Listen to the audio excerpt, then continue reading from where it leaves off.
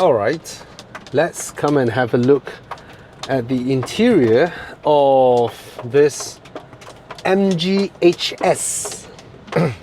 Don't ask me how they come up with the name. MGHS. Okay, let's look at the overall cabin interior quality first. Okay, leather wrap. This emulates the seats.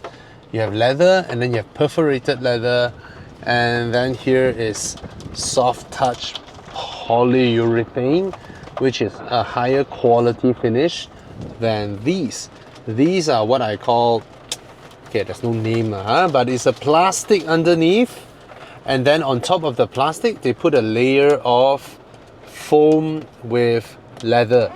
Now, whether this is real leather or whether this is real leather is besides the point. It is doing what leather does, you know, feels nice to the touch, with some stitches, some fake stitches, some real stitches, and some more real stitches over here. I don't think this is real leather. This is some man-made leather material. Okay, and over here on the doors, this one looks like this one. You see, this is soft. Oh, even all the way to here. Usually here is hard plastic. This is proper soft stuff. Okay, soft all the way to here. It's soft. But this one is plastic underneath, and then they cover a layer on top, which you can see the top layer is soft, but not as soft as this, and they match both sides pretty well. Okay, this one looks like, you know, the kind of Mercedes air van, but this is really solid. It's all plastic, but the construction of it is solid. This thing is solid. All right, over here on the door card, you have, again, this is similar to this. All right, door lock and unlock button over here, and then here you have a satin chrome door handle that feels nice to the touch, and then over here it's all soft. This is hard plastic, but it's all right. It's the high quality smooth type. And this one, this whole housing is satin chrome. The window buttons have this edge that is satin chrome, and then only here you get hard plastic, which you rarely touch. Okay, but overall it's nice. All right, you get to put your stuffs here. You get a full length door bin. You can put large bottles. You can just throw stuffs here, no problem at all. The quality, the plastics are also of proper quality. The speaker housing has a satin chrome accent over it, and then even this cluster, you have a satin chrome finishing on top, which is a nice touch. The steering wheel is, you can put a VW logo over here. The whole thing looks like a VW thing. Even the buttons are exactly the same. Why? Because of course they source from some Chinese parts supplier, manufacturer, and after a certain number of years that they produce the part exclusive for Volkswagen, they can now open these old designs and use it on other car makers. Or MG could be under a major group called SAIC that also assembles Volkswagen, hence why there is a very liberal use of VAG group parts bin being littered all over the car.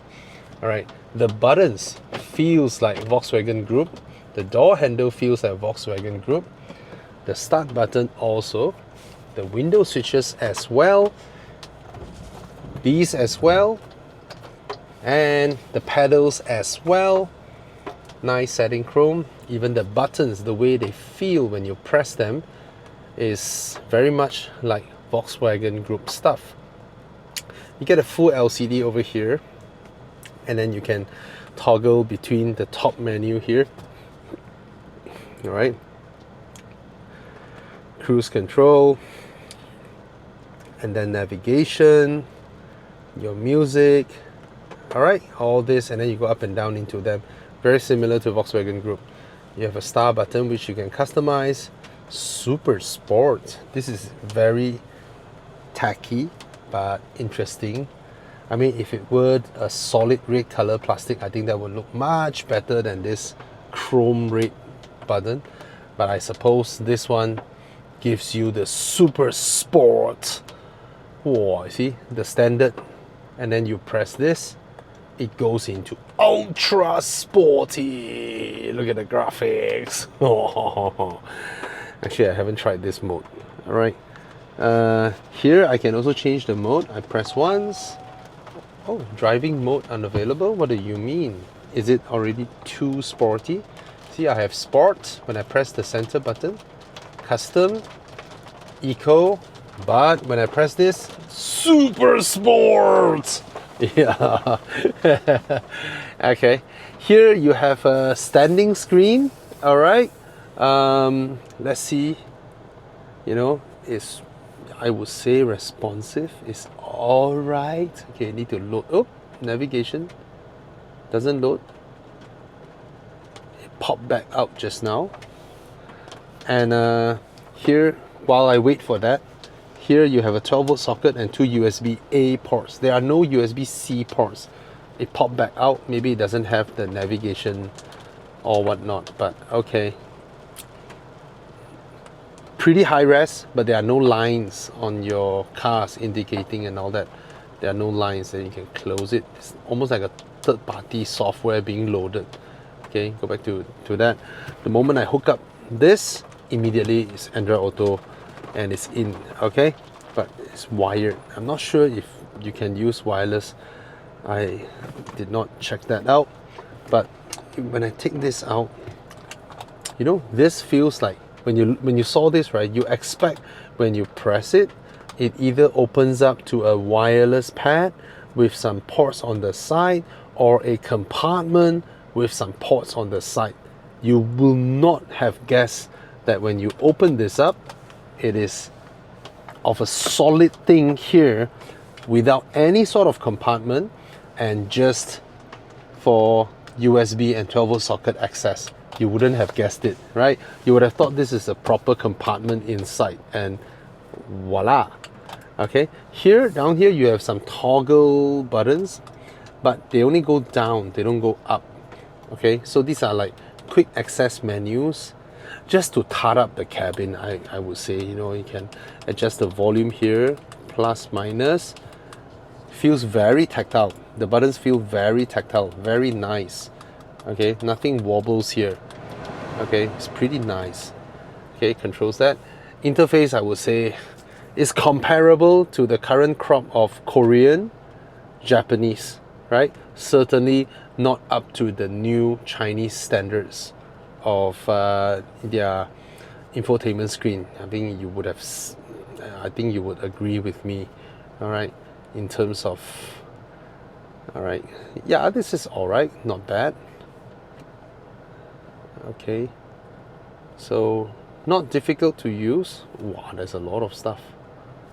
So forward collision warning, rear drive assist, even though it has all these features, right, never once it annoyed me while I'm driving.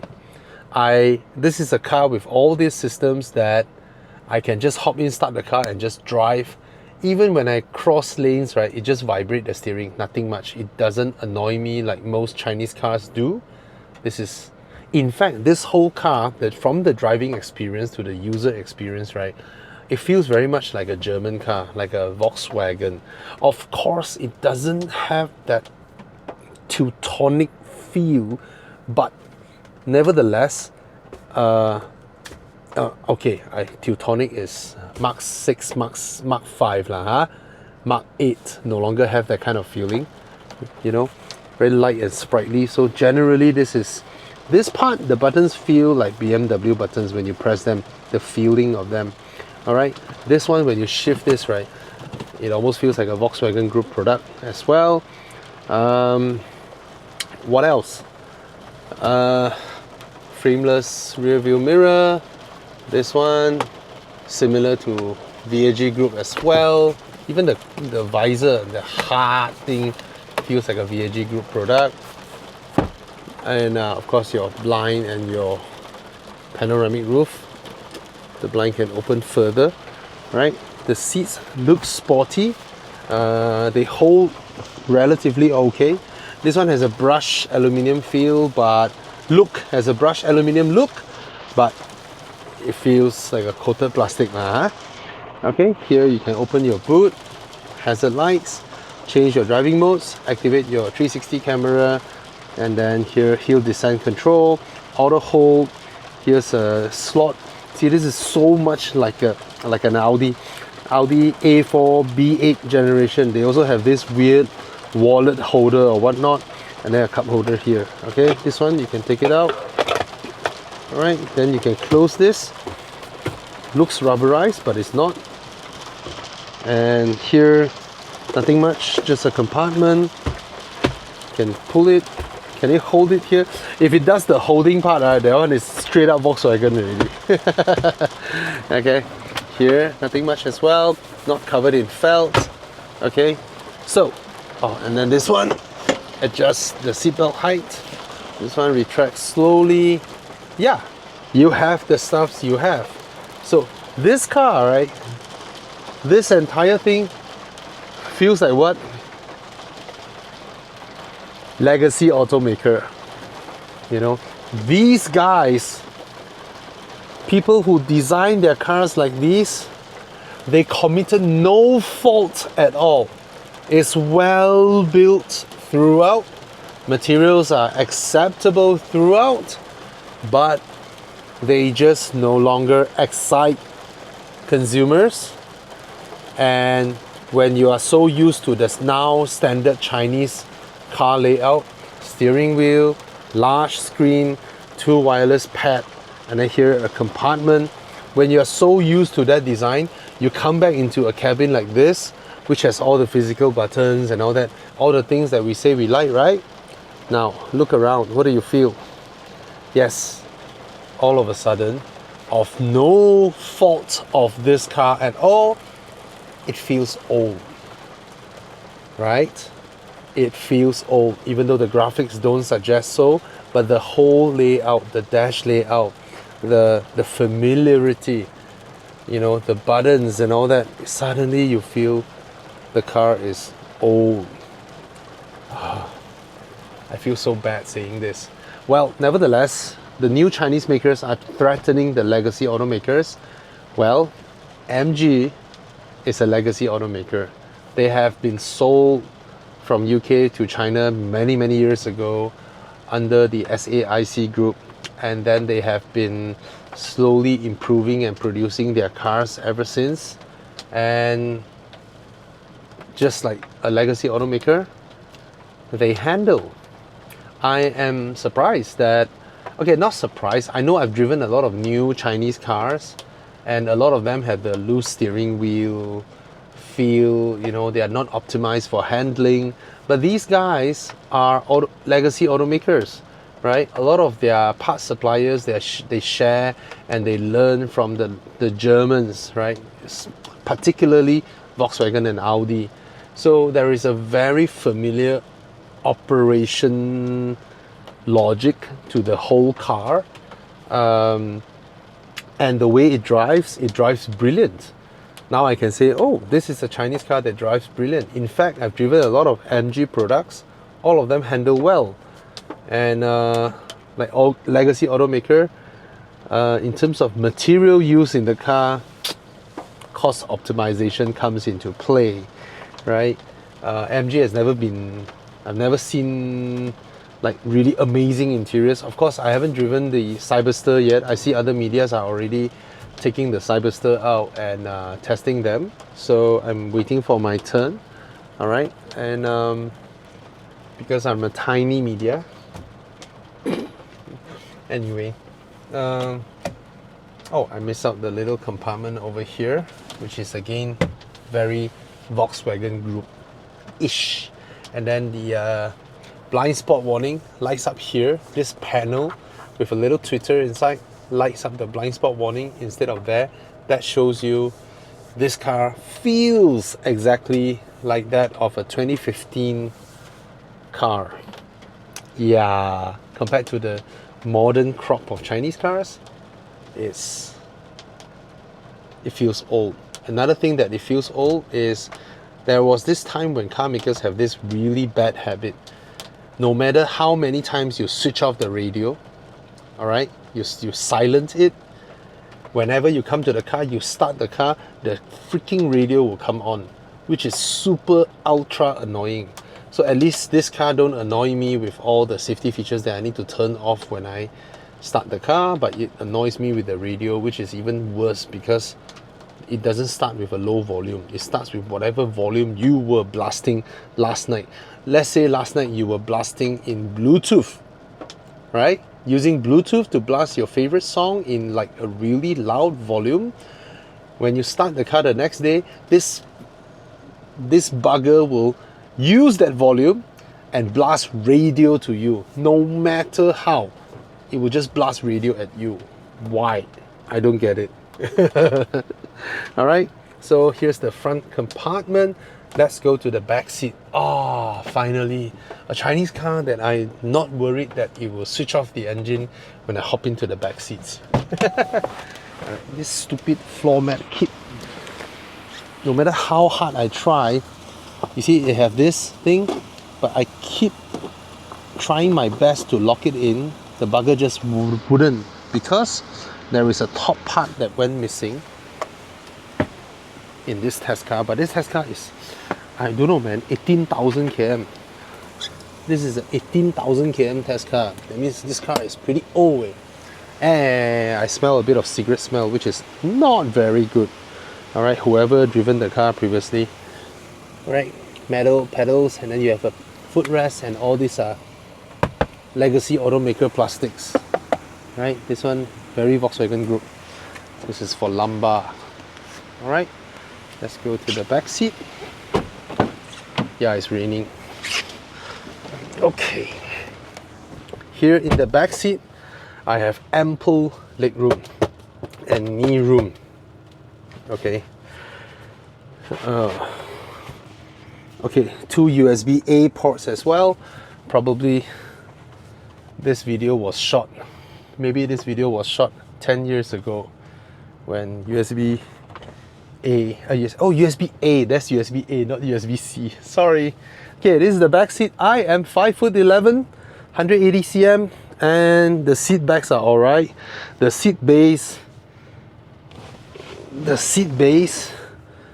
is acceptable, because I understand this kind of car you need to ferry your kids as well. So if this thing is too long, then it won't be comfortable for kids because they couldn't bend their knees. If their legs are short, if this thing is too long, they're gonna hang their legs, which is dangerous and not good. Okay, so I don't expect a segment of cars like this. Let's say if this is an X5 or X7, then this base length won't be that much acceptable because it's more like an executive class. Okay, this one, right, even though the seat back angle is proper, the seat base is alright, but somehow the correlation, the ergonomics with the other things around me doesn't feel right. The armrest feels too low. It should be here for a comfortable arm, you know. So I'm sort of like this part, the back of this part is being pushed out. See, I've stuck all the way to the back. It's interesting. The angle is okay. The base length is okay. Everything is okay, but the ergonomics of the back seat, not very okay. This part bulges out too much. It ought to be sunken in a bit more so that I can sit more comfortably. It doesn't. It bulges out too much. So I'm sitting weird. Can you see? I am behaving a bit weird, but I am just trying to have my entire back stuck to the backrest. So this is interesting. You have the space, but the seats are not ergonomic enough. All right. Ugh. Wow, I didn't expect that. I did not expect such a expensive armrest being used in this car.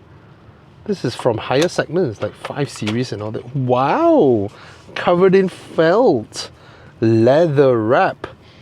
Bro, this armrest is okay lah. This is cheap lah, huh? This bounce like that.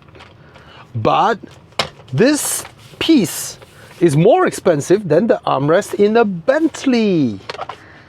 Yeah, but there are pros and cons. This one won't hold drinks that are too tall. You know, you can't put through it.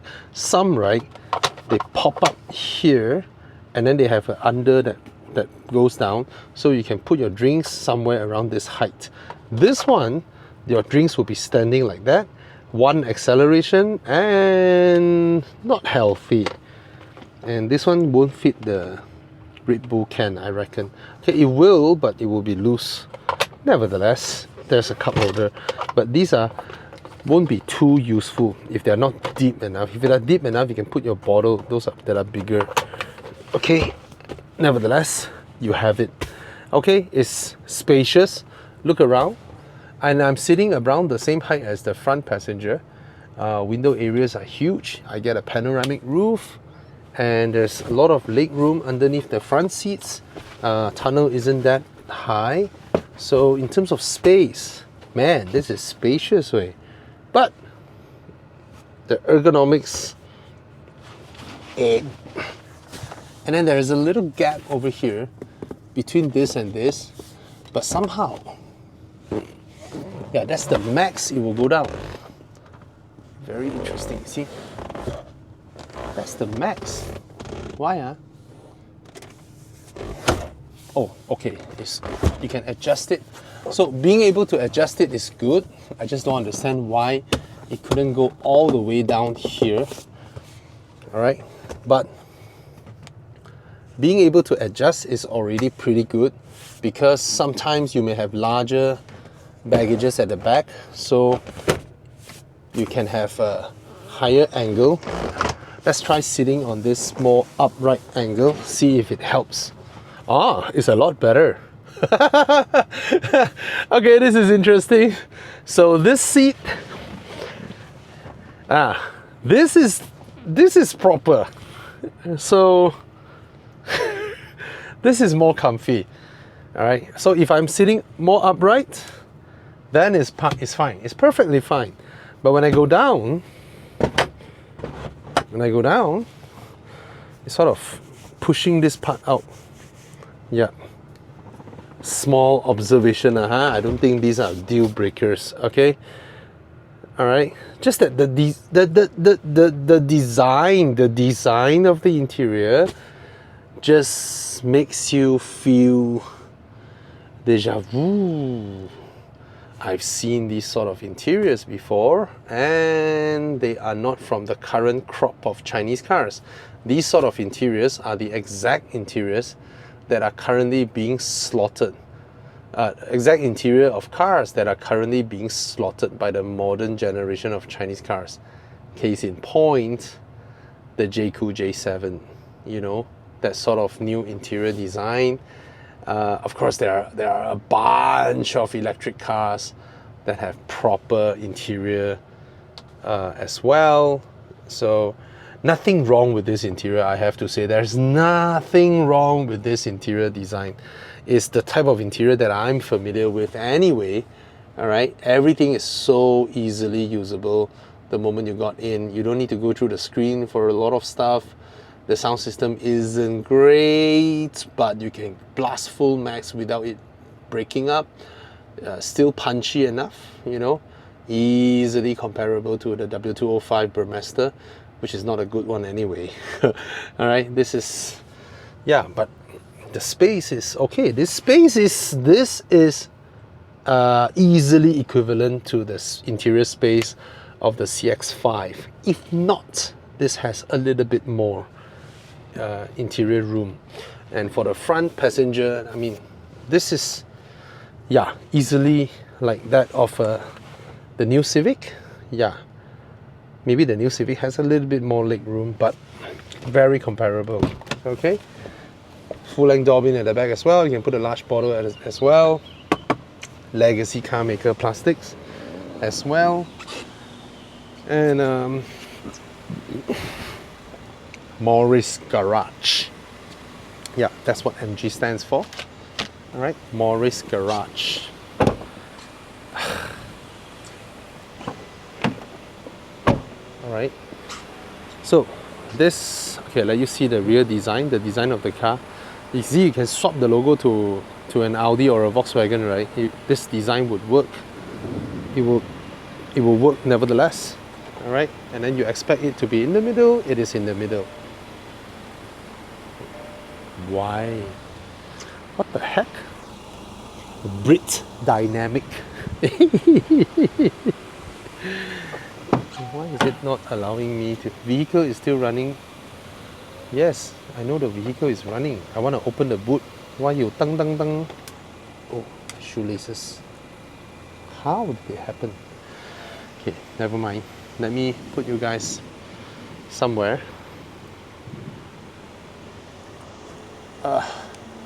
Okay, you wait here while I figure out my shoelaces.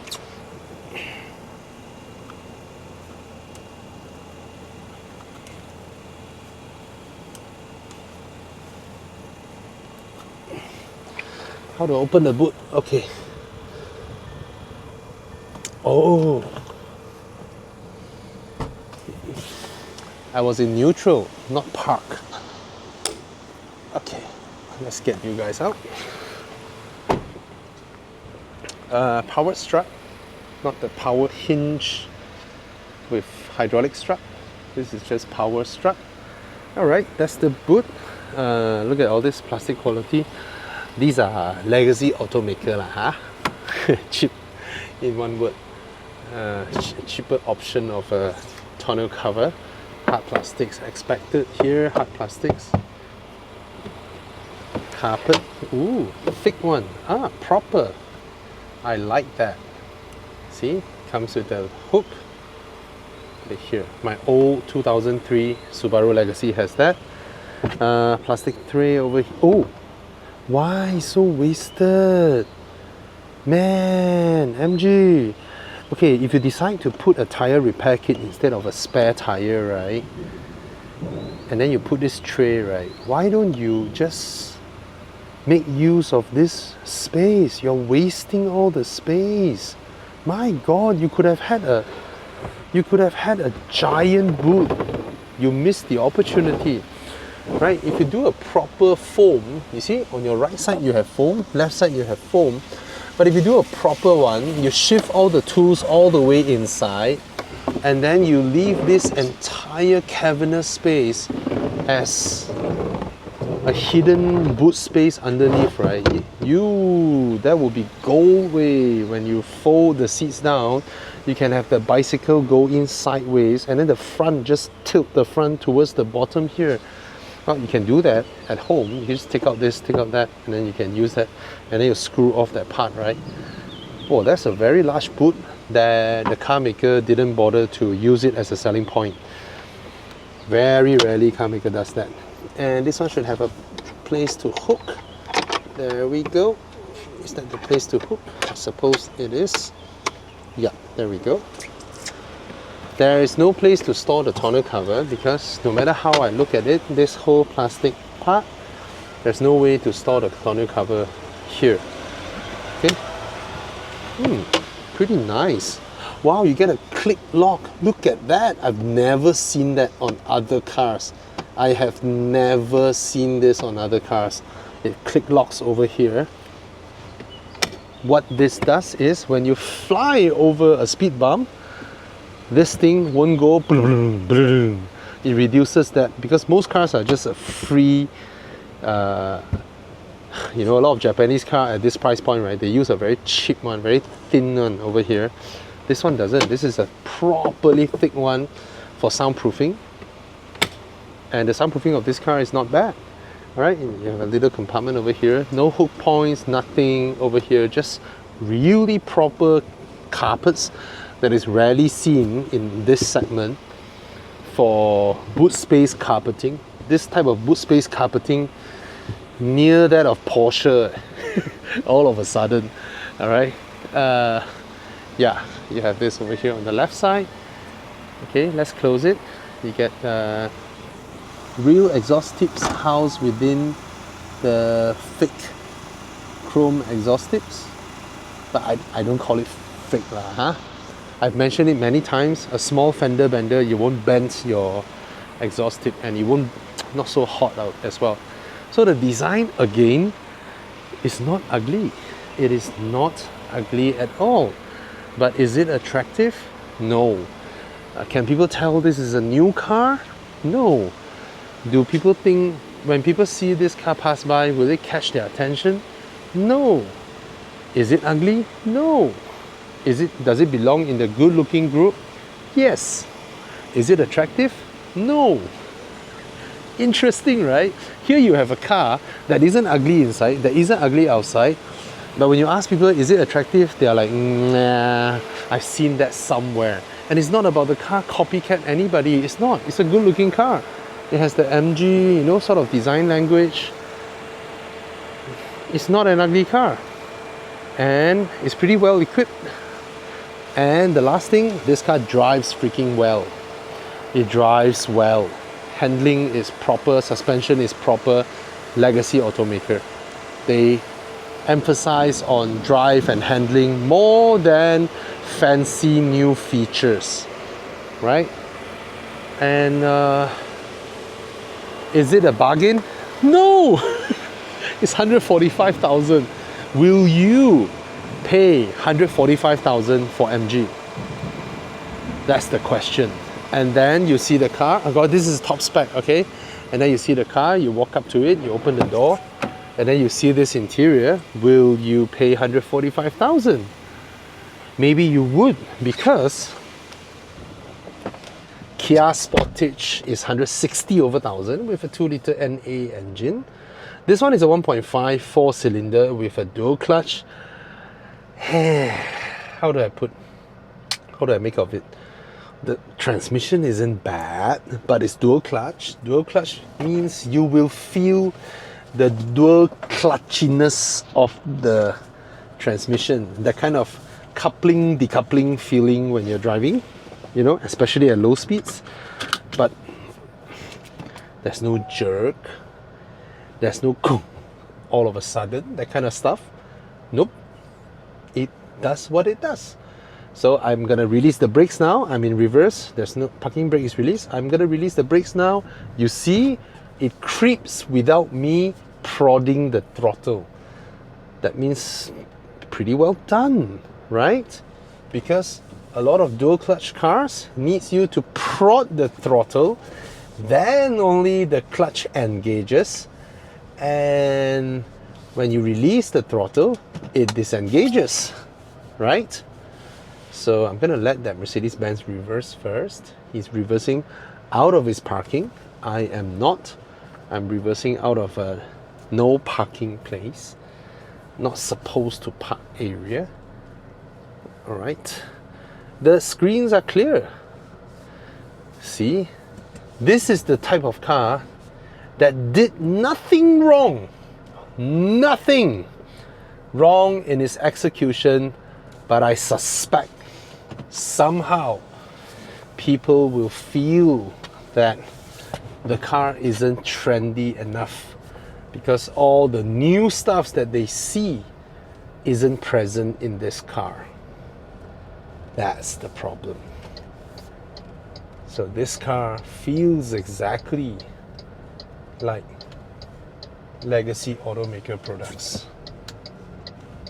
CX-5, the Koreans, the now discontinued Tucson. I don't think we have a Tucson in Malaysia anymore. Sportage is here. The Kia Sportage is here. Yeah, and it's petrol combustion. So you have that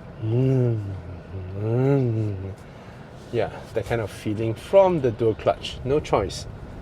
But is the engine okay? Okay. I've been, I whacked the car at high speeds. And the best thing I enjoy about this car is the handling. High speed, undulations.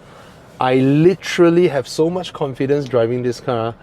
I am letting it fly over speed bumps, fly over undulations, and even on highways when I see halfway through turning a, let's say, a large radius high-speed bend. I'm doing it at about what, 140, 150, and I see an undulation. I didn't even break a sweat. I know the suspension will take it, and I just went over it. And then I did a high speed, not high speed, 110, 120 kilometers per hour kind of heavy braking while turning. The car brakes in its track. So this is a properly sorted product. Properly sorted product. In terms of ride and handling, it is properly sorted. For the limitations of, the mechanical limitations of what it is being forced to use, which is the 1.5 liter 7-speed dual clutch, that is the only drivetrain that this car is forced, or the engineers are forced to have and work with. I would say they did a pretty good job at tuning the car. You know, legacy automaker practices are being practiced in the making of this car. All right, the standard disciplines of what makes, of what you have to complete before you roll a car out of the assembly and allow consumers to buy. So tell me, have you test driven the car? Put aside, separate the engine and gearbox transmission behavior, because it's a small 1.5 liter 4-cylinder dual clutch. You will feel that dual clutch thing, but at least it has creep mode. It creeps by itself. It doesn't need you to prod the throttle. Now, if you are able to separate that, tell me if you think this car is nice to drive. I genuinely enjoy the drive, and so far it's a Chinese car that made me smile with its handling. And it looks smaller than it is, but it's actually not small. This car is easily CX-5 size, but unfortunately it is also CX-5 price. Okay, and it doesn't carry that new China car trendy design language that people will buy. So have a look.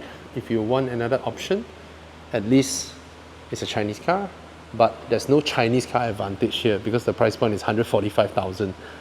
The cheaper one I think is 120, so that's more affordable, but it's not a small car and it's comfortable. All right, but old school, a bit old school in today's world, but as old school as it is, it's the same as that. Yeah, cheers. Hello. For those of you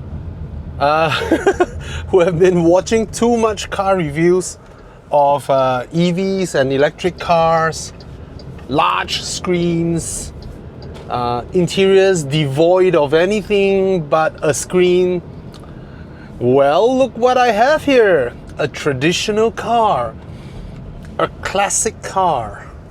Yeah, in no time these will be hopefully not, but likely the bygone era of cars.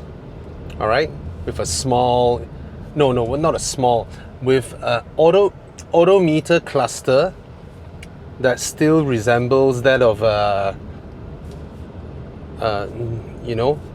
analog dial, but even though it's digital, there's a hood covering it, and then a standing screen, a touch screen with Android Auto, aircon vents that are clearly visible and takes milliseconds to adjust the air vents. Well, I've been driving too many EVs recently, and when this, I do not know how that name came about, but it's called the MGHS. Quite an uninspiring name. HS. Now, what do you drive? HS. Huh? HS. HS. HS. I don't know. How do you pronounce it? Anyway, that's the MGHS. This is, I would say, the size of a CX5. From what I'm seeing here, is the size of a CX5. It also has a standing screen like a CX5. Now let's be fair. Not everybody can afford multiple cars. Not everybody live in a landed property with a daily car, an MPV, a sports car, and a convertible, and probably a mini runabout vehicle. No. Most people stay in condos and has 2 parkings, husband and wife, that's it. Hence, both of them have to buy cars that serves everything. Meaning they have to buy cars that deal with going to office, Penang holiday, fetching the kids to school, fetching a friend to the airport or picking up someone, putting the seats down, loading bicycles, yada yada yada.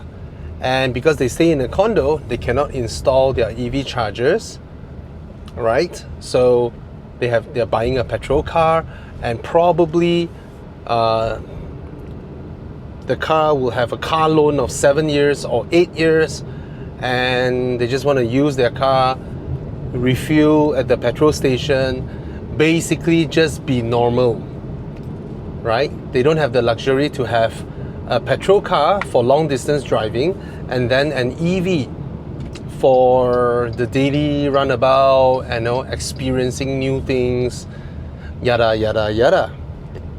So,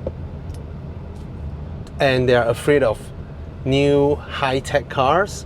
They just want something. Basically, they want a Corolla, all right, a Toyota Corolla, but because the Corolla is a little bit boring and they want to look around, then probably they might end up in one of these. Now, this market is still not small, mind you. This MGHS is in the CX5 market. It's petrol combustion. There are many out there, many cars in this segment, and this one sits within that segment as well. 145,000, 1.5 litre, 4-port engine, delivering 160 over horsepower. I suspect it's a dual clutch, but it's very smooth. Makes me curious if it is a dual clutch, but the transmission is smooth. Let's see. 7-speed twin clutch. Yes, it is a 7-speed dual clutch transmission. ADAS system, 5-star Euro NCAP, 12-inch screen. A 12-inch screen is this inch thing doesn't make sense. If you tell me your inch of diagonal without telling me your angle, right, of measurement, it makes no sense. A 12-inch screen at 5-degree angle is just a sliver, right? I don't understand why people measure screens this way. No, you have to measure by how we study in school, right? 4 by 6 inch. That's how you tell the size, not just a diagonal. Back then in TVs, you can just tell the diagonal because all TVs are 4 by 3 until slowly they became 16 by 9, right? And 5-year unlimited mileage warranty. Wow. Oops, Mercedes-Benz, your fuel cap is open. Don't you want to close it? Your fuel cap is open. Oh, hi lady. She's still smiling in that. I mean, she's not looking at her side mirror because she would have seen it. But, oh well. We get all kinds of drivers. And 7-year unlimited warranty on the powertrain. Wow. So this is... Everything I mentioned earlier on is no longer headline figures. This is a car at 145,000 with unlimited mileage warranty.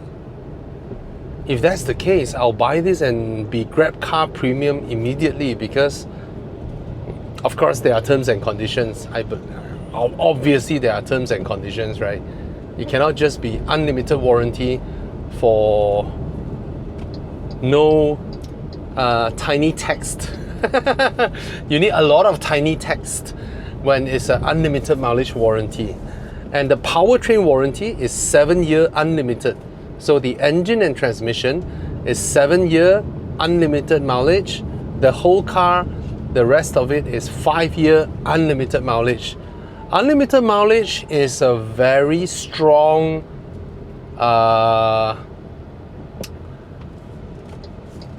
it's a very good thing that builds strong resale value if it doesn't break down often. Because if your car operates just like that, I mean, MG is a very proven brand already in many markets. They have been in Thailand for a long time. They are a major player in the Thai market. They are a major player in the Australian market and many other markets which I couldn't name.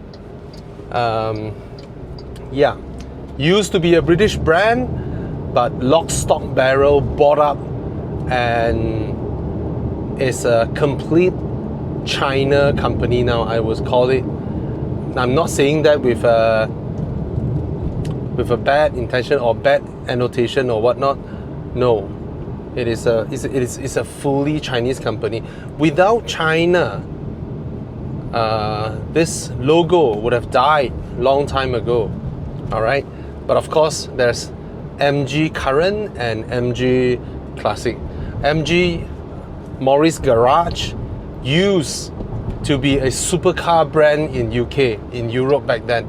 They are in the Grand Prix, you know, they are racing with Ferraris and Maseratis back then, and Bugattis and Bentleys and Astons, right? They are racing with them.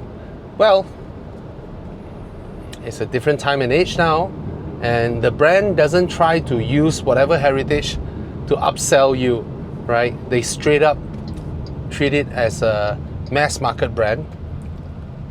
Yeah. Anyway, how does the car drive? Doesn't offend me at all. Of course, I don't put on my EV car hat when I'm driving this. And of course, when it's a 1.5 litre 4-port, I would expect some turbo lag, provided if it is with some PHEV or whatever thing. It's a traditional car. It's a classic MG. I want to say this pun for so long. This is a classic MG. Not an EV MG. Sorry, MG fans. You wouldn't have imagined that, right? Your not true blue blood MG is now being called a classic MG. In the EV era, this is a non-EV, non-big screen and all that. So it's a very familiar thing. The entire steering wheel seems to be lifted off a Volkswagen. The whole thing, lock, stock, barrel except the logo. It seems like a Volkswagen steering wheel. And it's not like it has a lot of power. I would call it adequate, just adequate. And suspension is not bad.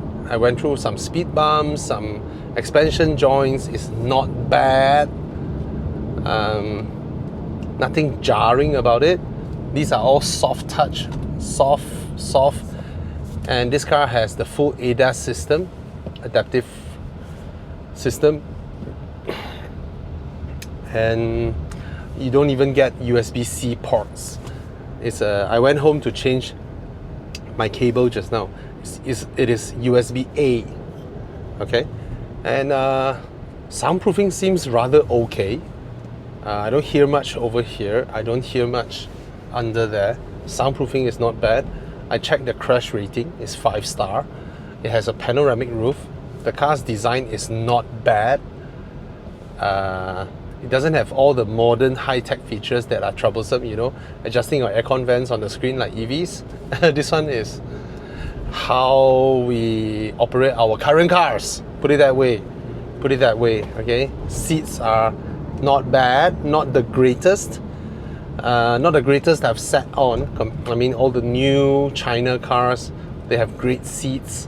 They have aircon seats. I don't think this car has aircon seats. Yep.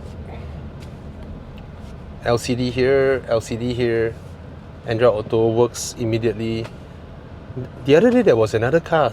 It has Android Auto, but when I plug in, it will say error and all that. Yeah. Windows, auto down. Oh, seats. It's the other way around. So our seats, you have this and this, right? You have these two switches, right?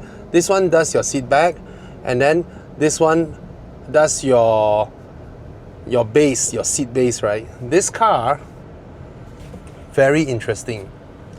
If I push it down, as in I want to lower it, the seat goes up. It does the other way. Yeah, it reverses it. Yes.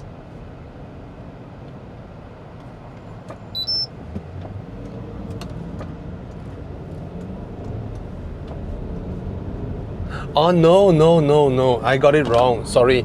The base, usually, what we do is, for higher end cars, you can adjust the angle of the base, right? But this one, when I pull up, it's my S that comes up. So I felt the front going down because it doesn't have the seat base adjustment angle. It raises the whole thing. That's an e-tron RS.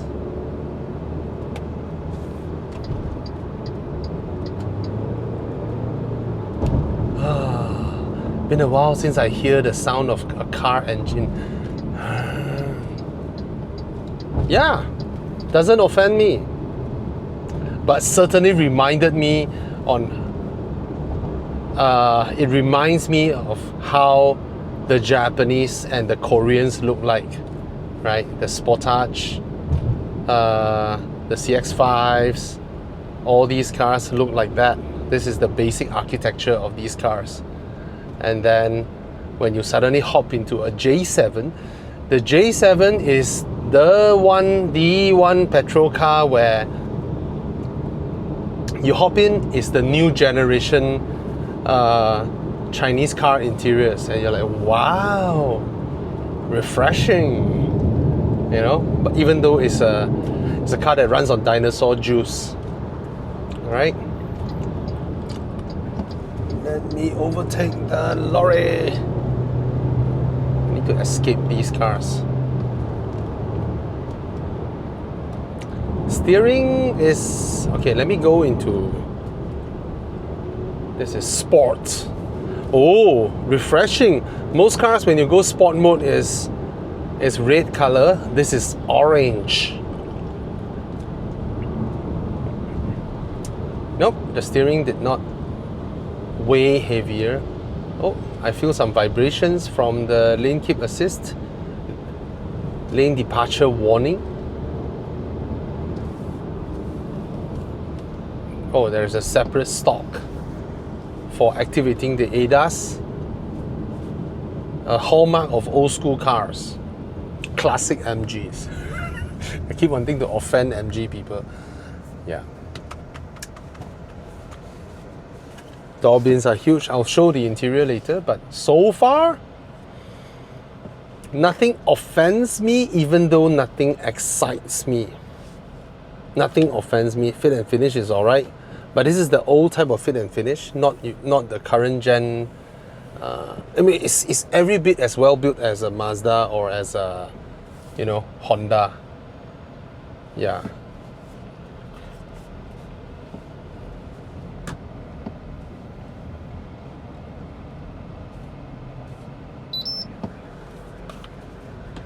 Transmission is quite smooth. Response, sometimes that's the thing. Sometimes ICE cars, you go into sports mode, right? Sometimes they respond even slower when they are trying to build more boost or something like that. Whereas if you're in eco, right? Yeah, I'll just put it in eco and just drive it. Just now I wanted to test if the steering has a variable weight, like you go sport, is it heavier and all that. It's not, just the throttle and the transmission mapping. All right. Yeah, I understand it's an SUV, So it was designed to sit this high. If I can, I would wish if I can sit lower, much lower, then it would be nice. But okay lah. I still prefer to sit lower though. Yeah, that's the max. It's not low enough. Yeah, I want it to go lower. But that's just me. Alright, I'm a guy with a long torso. Any other things that you should know? I don't know. It's not very expensive. It's not cheap either. It's not like it's, wow, this whole thing for 100k? Wow. Nope. It's 140 plus. It's not a brand new 2025 car. It has been in Thailand for maybe 2 or 3 years. And the whole car's layout is just super duper Volkswagen. So this is the era where, you know, there are new Chinese car makers and traditional Chinese car makers. MG belongs to the traditional one, SAIC, alright, Shanghai Automotive Corp. So their whole ideology, their whole training structure company and all that, right? Design ideology, all these are following the Japanese, Korean, German car regimes. So you can see the ideology of how they construct the cars are very, very similar. Whereas the new generation type, they start from a blank sheet of paper, except they look at Tesla. Alright, I'll continue the videos later. Okay, now I'm on the highway, at least not so boring lah. There is a little gap between me and the 130 horsepower BMW in front. Also 1.5, but it's a 3-port. Okay, I'm now in eco mode. Maybe I go to sports mode. No, I want to accelerate in eco mode. I'm in eco mode now. 1.5 4-port, full throttle. Okay lah, can pick up speed lah, but then you really can hear the engine working, but it's not too loud. It is not too loud. I believe you guys can hear it. Just now it's a full whack. It's not too loud. But of course, at this kind of speed, the wind noise around here has gone up, because also the side mirrors are not mounted on the doors. It's mounted on the base of the A-pillar, which also incidentally results in a large blind spot over here. Alright, but for this segment, okay lah, it's not too, I mean, you can hear the engine, but it's not like a really, really loud sound. What's going on? Okay, I'm gonna overtake. Honda City, don't come out. I am Morris Garage. I used to make supercars. Okay, see if there's any difference. Normal, okay. Sport. Wow, I cannot tahan the animation. The lightning that runs down and then change. Ooh, cringe. Give me some cringe there. Yeah, I can definitely hear the engine. And 4 ports don't sound good under stress anyway.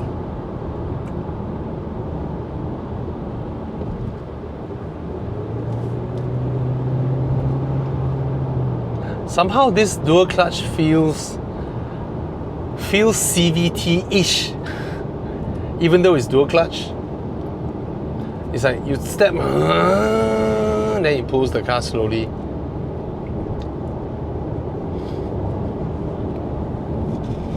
Brakes are alright, firm. At slow speeds, the brakes feel choppy, pretty bitey, but at highway speeds, it's okay. Every time you step, there's a intentional gear shift shock under sports mode.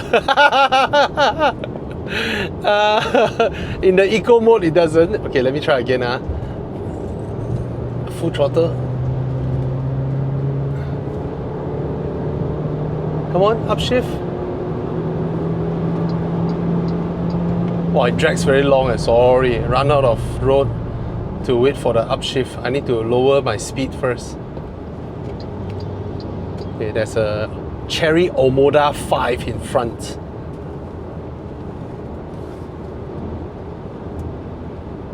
Lane keep assist. Alright. Hello. Hi. Okay, very quick update. Yeah. The warranty follows the car. Wow.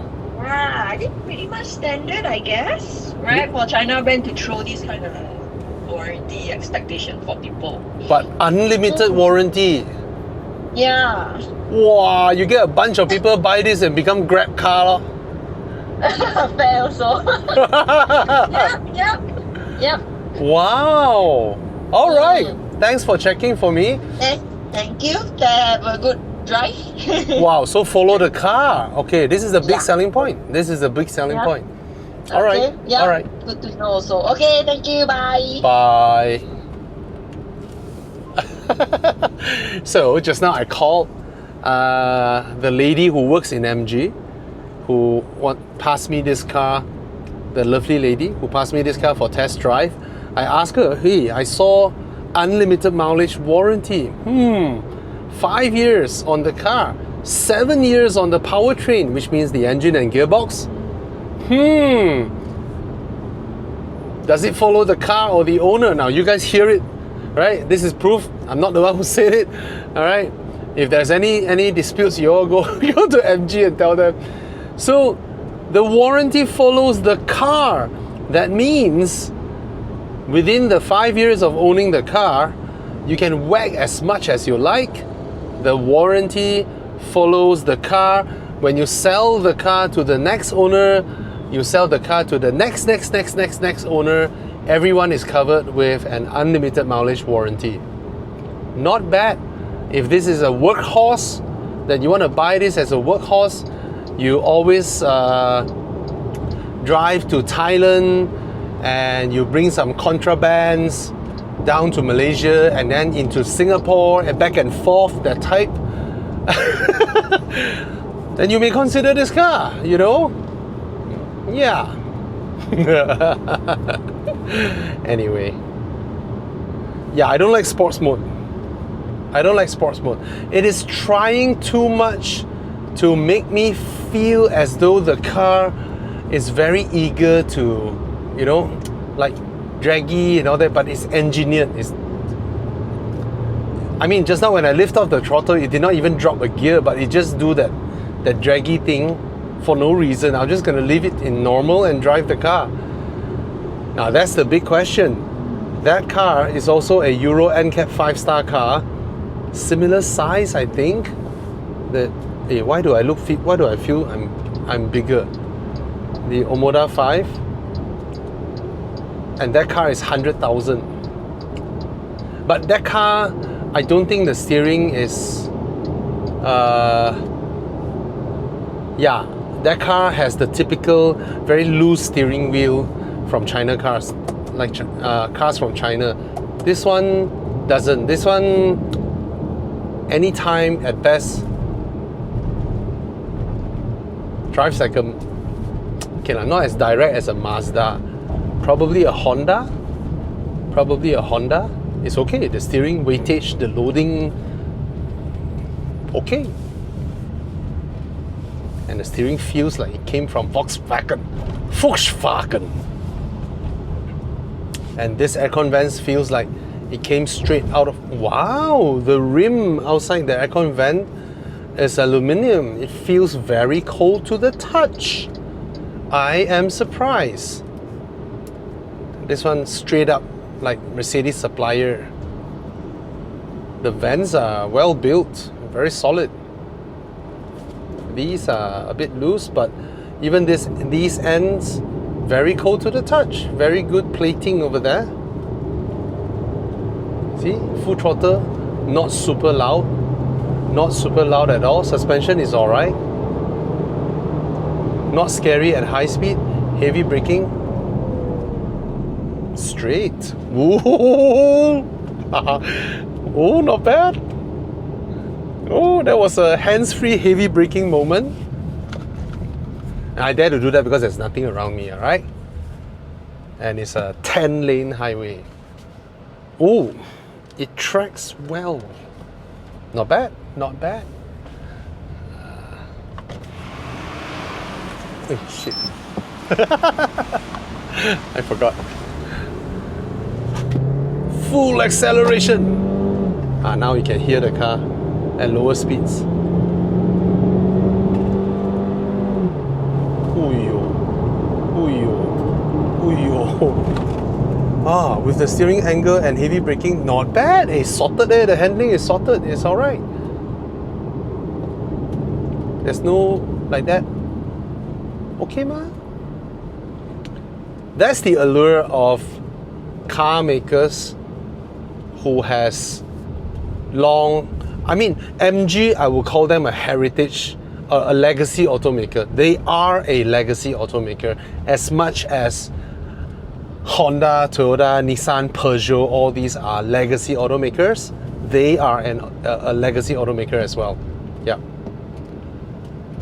And these are the fundamentals. Not bad. Not super good lah, but